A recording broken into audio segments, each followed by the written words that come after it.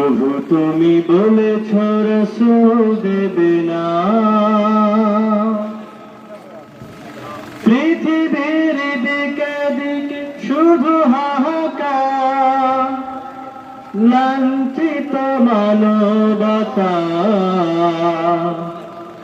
মাজলুমানের আহাজারিতে বাতাসে বিষণ্ণতা। পাঁচবিবি উপজেলা কুসুম্বা ইউনিয়ন শাখা কর্তৃক আয়োজিত ঈদ পুণ্যমিলনী ও মত বিনিময় সভা অনুষ্ঠিত হয় 14 এপ্রিল 2025 রোজ সোমবার বৈকাল 3 ঘটিকায়। উক্ত সভায় জামাতে ইসলামী কুসুম্বা ইউনিয়ন শাখার আমির আবু ইউসুফ মোহাম্মদ খলিলুর রহমানের সভাপতিত্বে এবং ইউনিয়ন সেক্রেটারি ওমর ফারুকের সঞ্চালনায় প্রধান অতিথি হিসেবে উপস্থিত ছিলেন জয়পুরহাট 1 আসনের সংসদ সদস্য প্রার্থী, বাংলাদেশ জামাতে ইসলামী সংগঠনের কেন্দ্রীয় মজলিসে শুরার সদস্য ও জেলা আমির ডাক্তার ফজলুর রহমান সাইদ। উক্ত সভায় দাওয়াতি কাজের গুরুত্ব সম্পর্কে আলোচনা করেন। তিনি তার বক্তব্যের ভিতরে বলেন, আল্লাহর দিনের ডাকে এসছে, তাই না? আমরা এদেশে একটা ইসলামী কল্যাণ রাষ্ট্র কায়েম করতে চাই। এই কাজ ছিল জুড়ে জুড়ে নবীগণের, ঠিক না? আম্বিয়া আলাইহিস সালামগণ কিন্তু এই কাজটাই করে গেছেন। আল্লাহ রাব্বুল আলামিন যখন এই পৃথিবীতে মানুষ আল্লাহর দ্বীনকে ভুলে গিয়ে জাহেলিয়াতের দিকে গেছে, তখন এই জাহেলিয়াত থেকে জাতিকে উদ্ধার করার জন্য আল্লাহ রাব্বুল আলামিন নবী পাঠিয়েছেন। সকল নবীগণ এসে বলেছেন কি, ইয়া কওমি ইবুদুল্লাহ মা লাকুম মিন ইলাহিন গায়রু। হে আমার কওম, তোমরা গায়রুল্লাহর ইবাদত পরিহার করে এক আল্লাহর ইবাদত করো। এই তো দাওয়াত, ঠিক না? আজকে আমাদের দেশেও যদি ধরি, তাহলে গায়রুল্লাহর পক্ষের সংখ্যা বেশি না আল্লাহর পক্ষের সংখ্যা বেশি? হয়তো আমার মনে হয় এটা কথা বললে গায়রুল্লাহর পক্ষে আমার কি গেল। আমরা ব্যক্তিগত জীবনে আল্লাহর কিছু বিধান মানি,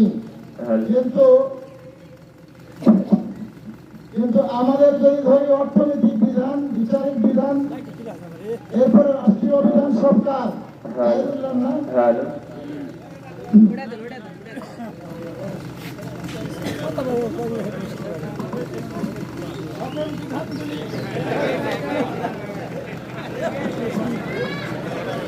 সকল বিধানগুলি গায়রুল্লাহ, ঠিক না? তাহলে যুগে যুগে নবীদেরকে পাঠানো হয়েছিল কেন?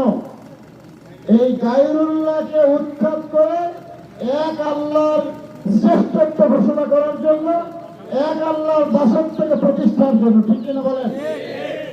আজকের এই বাংলাদেশেও গায়রুল্লাহ প্রতিষ্ঠিত, মানে ইসলাম বিজয়ী আছে কি?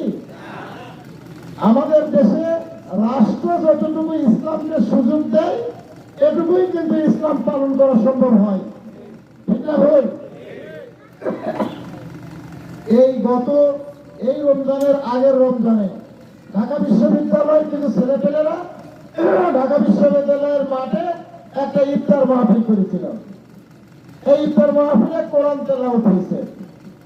কোরআন তেলাওয়াত হওয়ার অপরাধে একটা ফ্যাকাল্টির ডিন, এই ইসলামী শিক্ষা বিভাগের ফ্যাকাল্টির ডিনকে শোকজ করেছে। ঢাকা বিশ্ববিদ্যালয়ের পবিত্র মাঠে কোরআন তেলাওয়াত কেন হলো?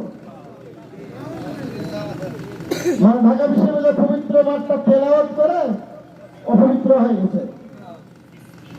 ৯৯% মুসলমানের দেশে, ঠিক না? তাহলে এদেশে জেহালাত বিজয়ী হয়ে আছে। আল্লাহ রাসূল পৃথিবীতে এসে জেহালাতকে উৎখাত করে আল্লাহর দেওয়া জীবন ব্যবস্থাকে বিজয়ী করেছিলেন, ঠিক না? সে কারণে গোটা দুনিয়া ব্যাপী ইসলাম বিজয়ী হয়ে গেছিল। আমরাও সেই ইসলাম পেয়েছি, ঠিক না? আমরা এখন কিন্তু দেখতে পাচ্ছি যে জাহিলিয়াত ভরপুর, ঠিক না? তাহলে যতদিন পর্যন্ত এই জাহিলিয়াত উৎখাত হয়ে আল্লাহর দেওয়া দিন, আল্লাহর এই জীবন ব্যবস্থা বিজয়ী না হবে, ততদিন পর্যন্ত আল্লাহর দেওয়া জীবন ব্যবস্থাকে বিজয়ী করার জন্য প্রত্যেক মুমিনের জন্য ফরজ ইবাদত, আমি এই কথাটা সবসময় বলে আসি। প্রিয় ভাইয়েরা, আমার একটা ঘটনা মনে পড়ে গেল। ছাত্র জীবন, তখন এরশাদ সাহেব ক্ষমতায়। এরশাদ সাহেব তিনি আরো বলেন, কে? আল্লাহ। আর শয়তানের বিধানকে কি করতে বলেছেন? কখনো শয়তানকে অনুসরণ করবে না। দুনিয়াতে মানুষের তৈরি যত বিধান আছে সমস্ত বিধান শয়তানের। এই শয়তানের বিধানের সাথে কোন মুমিন জান্নাতে থাকতে পারে না। সুতরাং আমাদেরকে এই দাওয়াতি দিতে হবে। আমি একটু প্রশ্ন করি, আমাদের 11টায় গণসংযোগ শুরু হয়ে গেছে, আপনারা কি গণসংযোগ করছেন তো নাকি? হ্যাঁ, ঘরে ঘরে এই ইসলামের এই দাওয়াত দিবেন যে বাবারা ইসলামকে পুরো মানতে হবে। আমি এই যে গোটা রমজান মাসের উদাহরণ দিছি, এই মোবাইল ব্যবহার করছি আমরা, এই মোবাইলের একজন কারিগর আছে না, এই কারিগর যেভাবে সেটিং দিয়েছে, এই সেটিং যতগুলো বিজ্ঞানী হোক, এই সেটিং যদি রদ্দবল করে মোবাইলে চলবে? কেননা এই কারিগর যে সেটিং দিয়েছেন এটা দিয়ে মোবাইল চালাতে হবে। আল্লাহ রাব্বুল আলামিন পৃথিবী সৃষ্টি করেছেন, এই পৃথিবী কিভাবে চলবে আল্লাহ আইন দিয়েছেন। এই জন্য আল্লাহর আইন ছাড়া এই পৃথিবীতে মানুষের তৈরি আইন দিয়ে দুনিয়ার শান্তি হবে না, আখিরাতে মুক্তি হবে না। এই জন্য এই পৃথিবীর কারিগর হচ্ছে আল্লাহ, এই বিধান চলবে আল্লাহ। আল্লাহর বিধানের বাইরে এক সেকেন্ডের জন্য মানুষের তৈরি কোনো বিধান মানতে রাজি নয় আমরা। আর যতদিন আল্লাহর বিধানকে পৃথিবীতে চালু করতে না পেরেছি, ততদিন পর্যন্ত আল্লাহর বিধানকে চালু করার জন্য আমরা ঐক্যবদ্ধ হয়ে আল্লাহর পথে লড়াই করবো ইনশাআল্লাহ। আল্লাহ আমাদের তৌফিক দান করুন, আল্লাহ আমাদেরকে কবুল করে নিন। এই ঈদ-উল-ফিতর থেকে এই শিক্ষা গ্রহণ করব, আগামী জাতীয় সংসদ নির্বাচনে এই ইউনিয়নে ইসলামের জন্য ভোট করবে সর্বোচ্চ ইনশাআল্লাহ। আমরা আগামী নির্বাচনে বাংলাদেশে কোরআনের পক্ষে শক্তিকে বিজয়ী করে সংসদে ইসলামের পক্ষে শক্তি জয়লাভ করবে ইনশাআল্লাহ। আল্লাহ আমাদেরকে তৌফিক দান করুন।